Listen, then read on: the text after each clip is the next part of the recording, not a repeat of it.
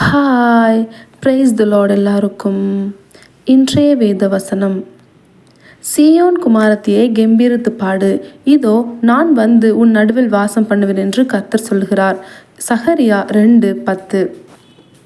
எழும்பு எழும்பு எழும்பு எழும்பு சீயோனே, உன் வல்லமையை தரித்து கொண்டு எழும்பிடு. காலமில்லையே நேரமில்லையே, காலமில்லையே நேரமில்லையே, இது அறுவடையின் காலமல்லவா, இது அறுவடையின் காலமல்லவா. தேவன் சீயோன் குமாரத்தியை கெம்பீரித்து பாடுன்னு யாரை பார்த்து சொல்கிறாங்க தெரியுமா? உங்களையும் என்னையும் பார்த்து தான் சொல்கிறாங்க.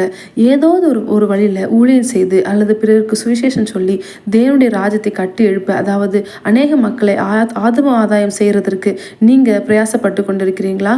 உங்களுக்கு தாங்க இந்த வேத வசனம். நீங்கள் ஊழியங்களை செய்யும் பொழுது அவர் உங்களிடம் வாசம் பண்ணுவாராம். கீழுள்ள வசனங்களை நீங்கள் பார்த்தீங்கன்னா, அந்நாளிலே அநேகம் ஜாதிகள் கர்த்தரை சேர்ந்து என் ஜனமாவார்கள் என்று சொல்லப்பட்டிருக்கிறது. அது மாத்திரம் இல்லாமல் தேசத்தில் யூதாவாகிய தமது பங்கை சுதந்திரத்தை திரும்பவும் எருசலேமை தெரிந்து கொள்வார் என்று புறப்பட்டிருக்கிறது. மாம்சமான எல்லாரும் ஆண்டோட சமூகத்தில் வரும்பொழுது மௌனமாக இருக்கணுமா? அவர் பரிசுத்த பருவத்திலிருந்து எழுந்தருளுவாராம். ஸோ சீயோன் குமாரதிகளாக நீங்கள் கெம்பீரித்து பாடுங்க. உங்களால் எவ்வளோ ஊழியம் செய்ய முடிகிறதோ, எவ்வளோக்கு எவ்வளோ ஆத்மாக்களை ஆதாயப்படுத்திக்கிற முடியுதோ நீங்கள் பண்ணுங்க. தேவன் உங்களை ஆசீர்வதிப்பார். God bless.